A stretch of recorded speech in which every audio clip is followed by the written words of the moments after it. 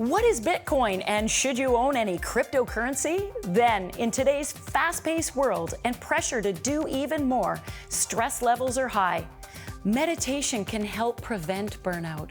And it's wonderful to fall in love, but should you get married? Learn about the differences between marriage and common law.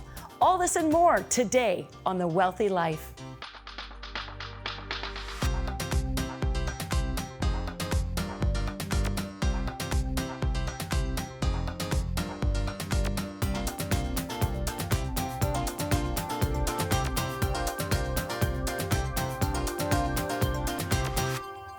Welcome to The Wealthy Life.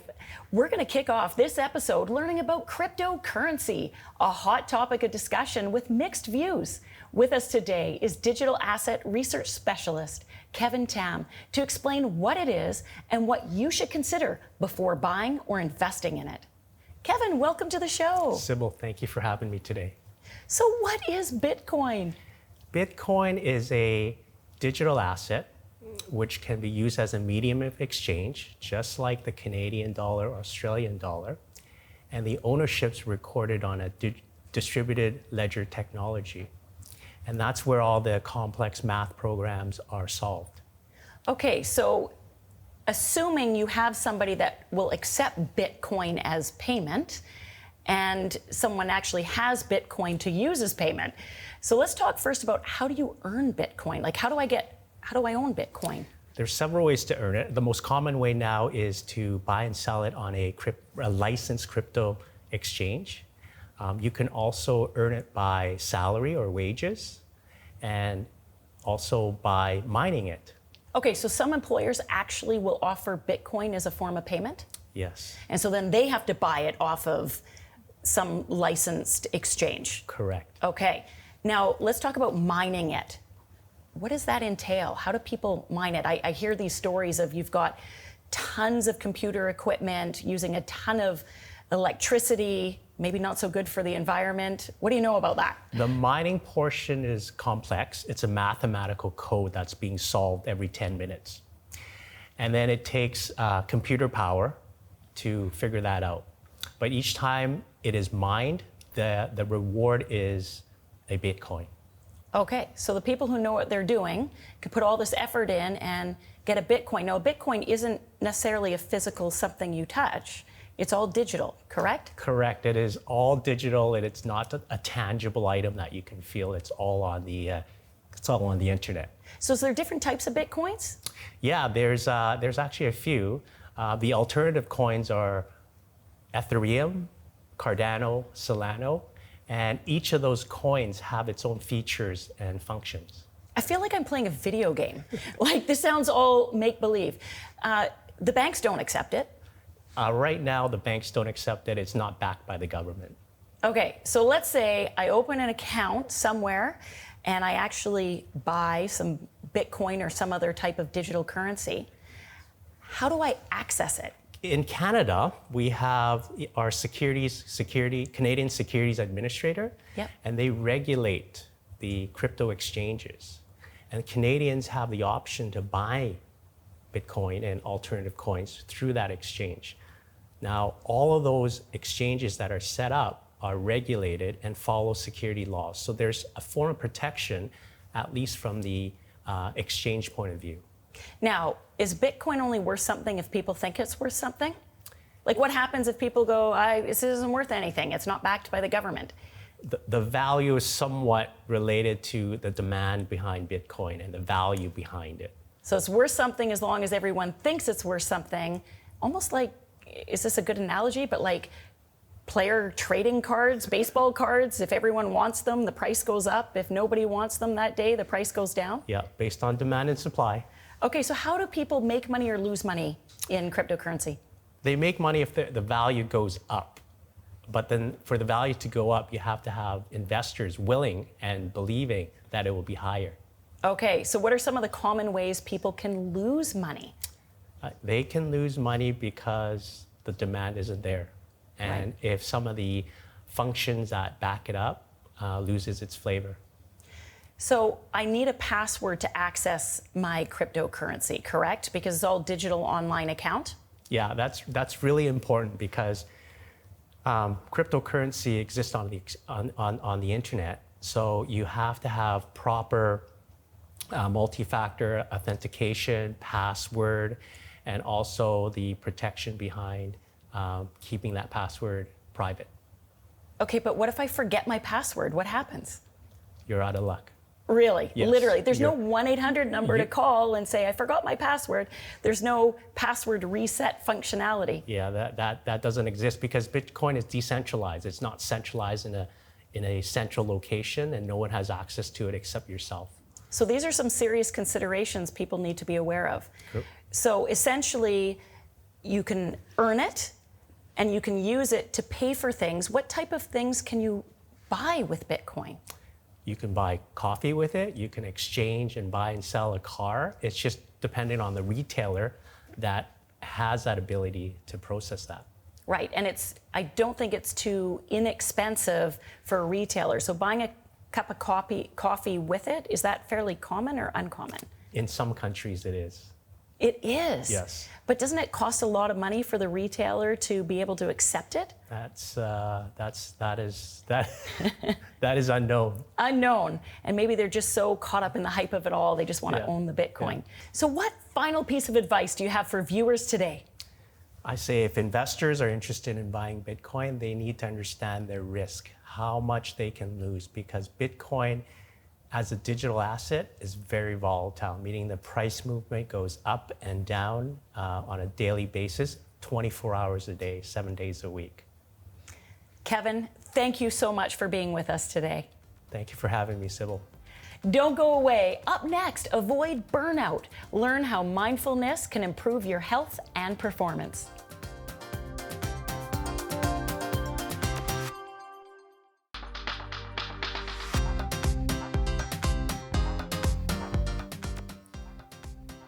Burnout was terrible before the pandemic, got worse during the pandemic, and post-pandemic, burnout at its highest rate ever. What's going on? With us today is Chibs Okereke, a work stress expert, to share tips on how we can prevent burnout.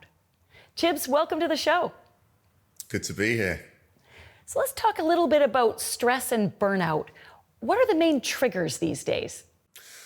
Well, it's a fast-paced world at the moment that we're living in. So there's a lot of urgency in the air, and a lot of it is created by technology. So yeah, people are feeling very stressed, feeling very rushed, and we don't feel like there's enough time in the day to do everything that we need to do, especially for us strivers and overachievers. I know nothing about that. There's plenty of time in the day. Sure. So what happens when we get stressed, and where do we cross the line from stress to burnout? Well, I guess there's a difference between stress, chronic stress, and then burnout. So when we cross from stress or chronic stress into burnout, that's when we feel that overwhelming exhaustion. So that mental, that physical, that emotional exhaustion. The second part of burnout is a lack of enthusiasm and increased negativity and cynicism towards your job. And then the third part of burnout is a decreased ability to perform your job. So your performance goes down. And the researchers have recently brought in a fourth aspect, and that's a cognitive decline.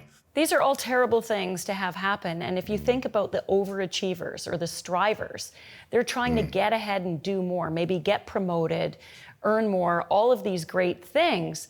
But in the process of doing so, may actually step several steps backwards. So what are some of the things people can do to overcome stress? I'll use every trick in the book. So I'll use mindfulness tools, mindset tools, productivity tools.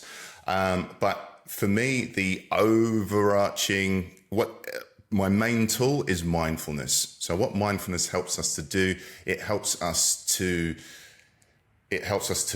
prevent burnout by helping us to tune into our bodies and our minds and to know when we're stressed. Because the problem is, especially for us strivers, we don't know that we're stressed. So we're moving through the day with this sense of urgency. We're going into another meeting. We're carrying the stress from the last meeting into the next meeting, and we're just moving our stress forward and forward and forward. And so mindfulness helps us to kind of know when we're stressed, know when the body's not regulated, and then do something about it. So we can then bring in a tool, and it might only take a few seconds, it might take a few minutes, but we can bring our bodies back into balance. But you need to have awareness in the first place. You need to be aware that it's an issue. So, I mean, some people maybe get certain physical symptoms when they're stressed, maybe a lump in the throat, a tightness in the chest, an upset belly, a headache. I mean, there may be a number of triggers.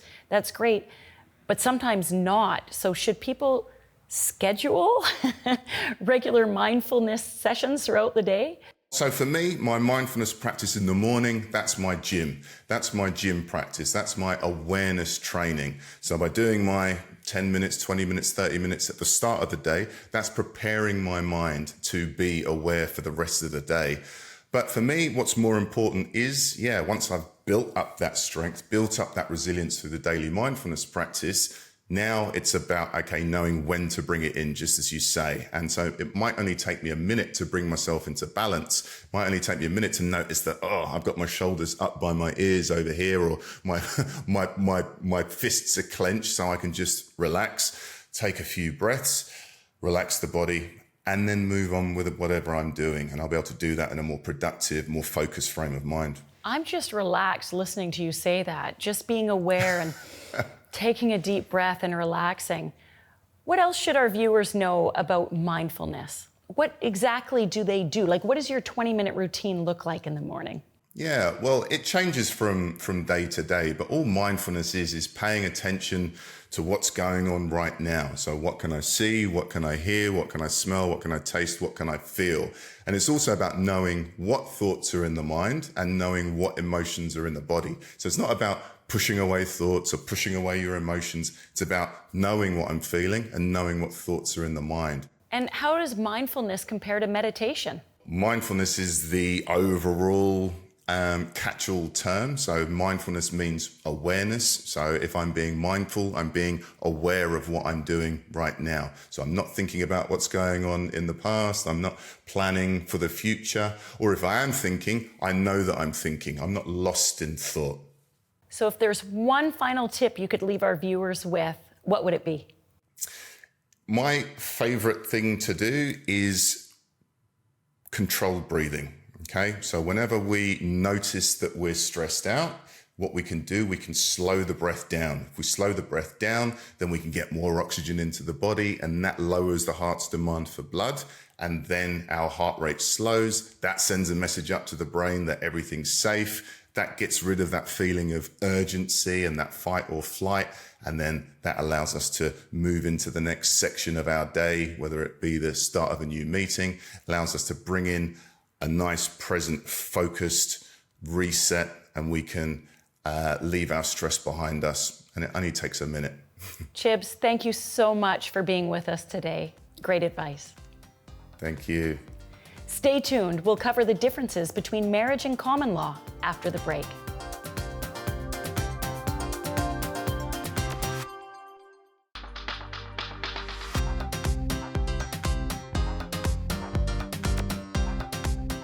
Welcome to The Wealthy Life. More couples are deciding not to get married, but are they aware of the legal implications? With us today is legal expert Catherine Tucker to walk us through rights and obligations associated with common law, so you're not caught off guard. Catherine, welcome to the show. Thank you for having me. So the big pressing question is, what is the difference between marriage and common law? The first thing I'll just quickly mention is that common law relationship isn't actually a legal term. Under the BC Family Law Act, they really just call it a marriage-like relationship. But the truth of the matter is they're really essentially the same. Under the Family Law Act, if you separate, you could be entitled to property division, to parenting time with children that you have together, potentially child support, depending on where the kids are living and the parties' incomes, and perhaps spousal support as well, depending on the situation. So whether you get married or not, you may be treated as if you're married, depending on the amount of time you've lived together. Is that different in each province across Canada? It does differ across each province. So depending on where you live, if you move somewhere, that's something that you should be aware of. So as of 2023 in the province of BC, it's 2 years? Yes, 2 years living continuously, but it could even be less if you have a child together. Okay, so what are some of the implications of that if you're treated as married? You have a presumptive right to property division if you separate. You could have a right to parental responsibilities and potentially, a right or liability to pay child support depending on where the child lives and the incomes of the parties. You could be entitled or liable to spousal support. Okay, so all the similarities are really all about what happens if you split. Yes. So yes. It's when you get married and maybe people get divorced occasionally. I think it's about 50% of the time, unfortunately. People know that there's a separation of assets. But maybe people don't understand that same separation of assets can apply if you've been living together for a certain period of time. That's exactly right. So what can people do to protect themselves if they, let's just say you've got two parties coming together, living together for that 2 years or longer, maybe no children, but one party brings a lot of investments and assets to the table and the other one maybe was a starving student with a bunch of student loans. Right. And then fast forward a few years and they split. What happens to the person who had all those assets? So upon separation, you're entitled to half of family property, which is a legal term, and all those assets that this person would have brought into the relationship, the spouse would be entitled to half the increase in value. Okay, so not the starting value, but any increase. From the time they got together, yes, to the time that they separate. So if you have, a house worth or a house that increases in value $100,000, if you separate, even though, your spouse didn't contribute to purchasing it, they could be entitled to half the increase in value. Oh, and that could be a real tough situation if you don't have the cash to pay them out, maybe forced to sell the house to come up with the funding to buy out the other party? That absolutely happens. Is there any way to avoid that? One thing that couples can do to avoid this, if they so choose, is to enter into a cohabitation agreement. It's the same thing as a marriage agreement, or you could even just call it a family law agreement because you can enter into it really at any time in your relationship. What this does, basically, through these agreements, you have the ability to decide that you don't want this default regime to apply to you, and it gives you autonomy to maybe decide for something else. And it also is a good thing for couples to discuss because it allows for them to kind of air out their expectations about what could happen in the event of separation. And when's the right time to do that? Everybody's relationships are different. It's very personal, but I will say it can be more difficult to negotiate this as you get further down the line and your lives get more and more intertwined. Yes. One thing I will mention, though, too, is that cohabitation agreements or any of these types of agreements are not bulletproof in that the court retains the power to set them aside if it finds that they're significantly unfair or in other specific circumstances. So you want to have the conversation at the beginning of the relationship, preferably, or maybe not too soon, that might be kind of odd, but before some of those terms kick in, when everybody's happy and getting along, it may be a red flag if people have disagree on what should happen in the event of a separation, but can really help protect people in the meantime. Yes, absolutely. And of course, there's tax implications.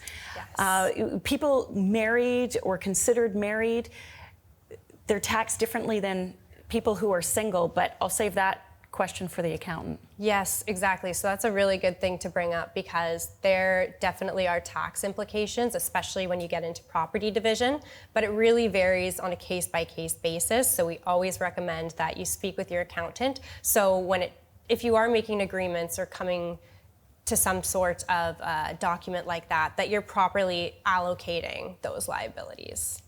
And any final tips for viewers today? In choosing whether or not to get married, even if you don't get married, depending on your relationship, there are still spousal rights that could attract themselves to your situation. So I would recommend considering a cohabitation agreement and perhaps speaking to your lawyer to see if that's what's right for you. Catherine, thanks so much for being with us today. Thanks for having me. And up next, learn about the first-time home savers account that helps you save tax while saving to buy a new home.